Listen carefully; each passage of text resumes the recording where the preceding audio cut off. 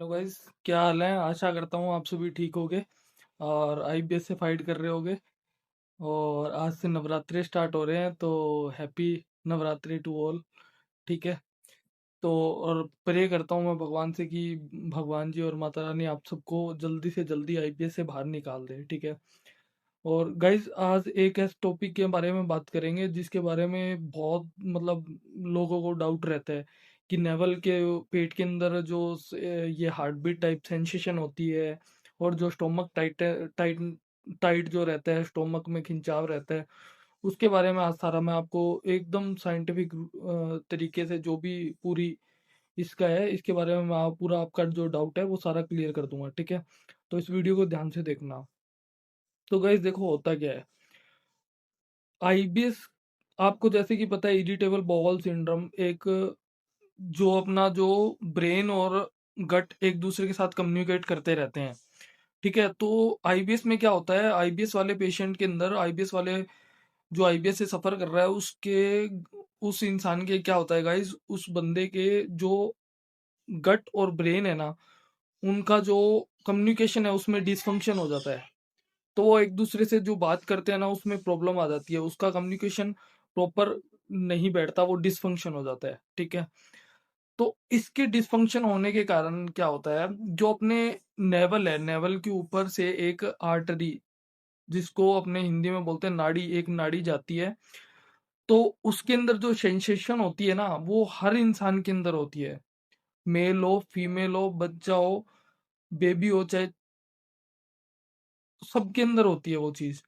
पर जो आईबीएस वाला पेशेंट होता है ना, वो छोटी सी छोटी सेंसेशन को, उसका माइंड ओवर सेंसिटिव हो चुका होता है, छोटी से छोटी सेंसेशन उसको बहुत ज्यादा फील होती है। ठीक है। इसके कारण उसका सारा फोकस उस पे रहता है, क्योंकि उसका माइंड ना, छोटी सी छोटी सेंसेशन, थोड़ी सी गैस बनेगी ना, थोड़ी सी एसिडिटी बनेगी, उसको बहुत ज्यादा इंटेंसिफाई कर देगा, उसको बहुत ज्यादा ऐसे लगेगा कि बहुत बड़ी दिक्कत हो गई है। क्यों? क्योंकि ब्रेन और गट के अंदर जो कम्युनिकेशन था वो डिसफंक्शन हो गया है। ठीक है। क्योंकि डिसफंक्शन होने के कारण वो एक दूसरे को प्रॉपर कम्युनिकेट ही नहीं कर पा रहे एक दूसरे के साथ। तो वो प्रॉब्लम आपको ज्यादा लगती है। तो जो वो सेंसेशन होती है ना स्टोमक के ऊपर, तो वो बहुत ज्यादा लगती है। ठीक है। वो होती है एक नॉर्मल इंसान को भी है, बट उसको ज्यादा इसलिए नहीं लगती क्योंकि, और वो सेंसेशन होना नॉर्मल है, वो नॉर्मल है भाई, वो कोई इतना बड़ा इश्यू नहीं है। वो सेंसेशन होना एकदम नॉर्मल है। ठीक है। और वो सेंसेशन होना नॉर्मल है, वो एक नॉर्मल इंसान को भी होती है, तो उसका इतना बड़ा इशू नहीं है। ठीक है। वो आपको, जो आपका माइंड ओवर सेंसिटिव हो गया है, आपका माइंड आपको एकदम बड़ा कर करके दिखा रहा है, कि बता रहा है कि कम्युनिकेशन में दिक्कत आ चुकी है, ऐसे लग रहा है कि बहुत बड़ी प्रॉब्लम हो चुकी है। ऐसा कुछ भी नहीं होता। वो एक नॉर्मल सेंसेशन है, उस पे इतना फोकस मत करो। आपका माइंड ज्यादा फोकस करता है, आप, इससे पता लगता है कि आपको एंजाइटी के सिम्टम बहुत ज्यादा है। आप उस टाइम डीप ब्रीदिंग किया करो। ठीक है। जितना हो सके डीप ब्रीदिंग किया करो। मतलब 1 2 3 4 5, और श्वास एक्सेल कर दिया करो। ठीक है। तो ये चीज किया करो। मैं आपको सच बता रहा हूँ, you will definitely get result. आपको 101% रिजल्ट मिलेगा। ठीक है। एक तो ये चीज किया करो। और दूसरी चीज, जो आपका जो स्टोमक टाइटनेस है, तो मैं आपको बता दूं, जब आप स्ट्रेस में रहते हो, एंजाइटी में रहते हो, आपकी बॉडी 24 आवर, बॉडी एक नॉर्मल रिएक्शन देती है। ये बॉडी का नॉर्मल रिएक्शन है। जब आप स्ट्रेस के अंदर रहते हो ना, तो आपका जो बॉडी है वो फाइट फ्लाइट मोड पे चली जाती है, जिसमें आपका सिंपैथेटिक नर्वस सिस्टम पूरी बॉडी की जो मसल्स हैं उसके अंदर टाइटनेस पैदा कर देता है, कि बॉडी के ऊपर कोई खतरा है, बॉडी के ऊपर कोई डेंजर, कुछ होने वाला है। तो बॉडी एक अलर्ट मोड में चली जाती है। उसके कारण क्या होती है, आपकी नर्व्स में टाइटनेस आ जाती है, स्टिफनेस आ जाती है। ठीक है। तो उसके आने के कारण आपका स्टोमक टाइटनेस हो जाता है। ठीक है। इससे पता चलता है कि आपकी बॉडी लगातार एक स्ट्रेस के अंदर रह रही है। ठीक है। तो आपकी बॉडी लगातार जब स्ट्रेस में रहती है, एंजाइटी में, चिंता तनाव में रहती है, तो आपके स्टोमक के अंदर टाइटनेस आना एक नॉर्मल है। ये इतना बड़ा इशू नहीं है। इसके बारे में सारा दिन मत सोचा करो कि मेरा स्टोमक नॉर्मल कैसे हो जाएगा। जब आपकी स्ट्रेस एंजाइटी में, चिंता तनाव में आप रहते हो ना, तो आपकी जो ये दिमाग वाली जो नर्व्स हैं, जो यहाँ पे नाड़ियाँ उनमें खिंचाव आ जाता है, खिंचाव आने के कारण जो आपकी स्टोमक की नर्व्स है उनमें भी खिंचाव आ जाता है, वो भी टाइटनेस आ जाती है, क्योंकि बॉडी का जो सिंपैथेटिक नर्वस सिस्टम है वो अलर्ट मोड में चला गया। ठीक है, तो इसके लिए आप क्या कर सकते हो, आप एक तो डीप ब्रीदिंग किया करो, सुबह सुबह वॉकिंग किया करो, बेली ब्रीदिंग किया करो, पेट को गुब्बारे की तरह धीरे धीरे श्वास लेके एक्सहेल करना, पेट को बैलून की तरह फुलाना और धीरे धीरे एक्सहेल करना। ठीक है, ये चीजें करो। ठीक है, और दूसरी चीज, आप सुबह सुबह वॉकिंग किया करो, अच्छा खाना खाओ। ठीक है, अच्छी डाइट लो। ठीक है, ऑयली फूड मत लो। ठीक है, और जंक फूड बिल्कुल अवॉइड करो, और मैदे वगैरह की चीजें मत खाया करो। डाइट और जो डेयरी प्रोडक्ट है उसको अवॉइड किया करो, क्योंकि वो पचने में ज्यादा हैवी होते हैं। और आईबीएस में क्या होता है, आईबीएस से जो सफर कर रहा होता है उस बंदे की बॉडी वैसे ही बहुत ज्यादा सेंसिटिव हो चुकी होती है, अब उसका माइंड बहुत ज्यादा सेंसिटिव हो चुका होता है। छोटी छोटी सेंसेशन उसको इतनी बड़ी लगती है, पूरी बॉडी में heart beat type sensation feel होती है उसको। वो एक नेचुरल है, क्योंकि जब आपका हार्ट फ्लो करता है ना, अपनों ने जब अपने छोटे थे, अपने ने 10th के अंदर साइंस के अंदर पढ़ा भी है, जब अपना हार्ट पंप करता है ना, तो गाइस देखो क्या होता है, हार्ट पूरी बॉडी के अंदर ब्लड सर्कुलेशन के ब्लड सर्कुलेट करता है। जब वो पंप करता है तो वो पूरी बॉडी के अंदर से ब्लड फ्लो जाता है नाड़ियों से, आर्टरी बोलते हैं जिसको। ठीक है, तो वहां पे अपनों को सेंसेशन फील होती है, बस वो नेवल के ऊपर जो नाड़ी होती है ना, एब्डोमिनल आर्टरी होती है, उसके अंदर आपको जो सेंसेशन फील होती है वो नॉर्मल है, वो हर इंसान को होती है, आपको नहीं होती। वो हर इंसान को होती है, बस आईबीएस में क्या होता है, बंदे का जो माइंड होता है वो ओवर सेंसिटिव हो जाता है, तो उसको थोड़ी सी नॉर्मल से ज्यादा फील होती है। ठीक है, और गाइस साइकेट्रिस्ट मेडिसिन, जब आप एंटी डिप्रेशन तो एसएसआरआई एसएनआरआई ग्रुप्स की जब मेडिसिन लेते हो, जो भी साइकेट्रिस्ट आपको प्रिस्क्राइब करते हैं, तो उनसे क्या होता है, उनसे आपका स्टोमक, आप पूछोगे कि उस स्टोमक की टाइटनेस कैसे खत्म हो जाती है, नेवल की सेंसेशन जो वो कैसे कम हो जाती है। तो क्या होता है, जो आपका जो माइंड ओवर सेंसिटिव हो गया है ना, तो anti depression SSRI groups SNRI groups की मेडिसिन उसको ओवर सेंसिटिविटी को कम करती हैं। जो आपका माइंड छोटी सी प्रॉब्लम को डेंजर में ले रहा है ना, जो आपका body fight and flight mode पे चली गई है, उसका अलर्ट मोड से उसको बाहर निकालती हैं, उसको काम करती हैं। जब आपकी ब्रेन की नर्व्स एकदम काम हो जाती है ना, रिलैक्स हो जाती हैं, जब आपकी पेट की नर्व्स भी एकदम रिलैक्स हो जाती हैं।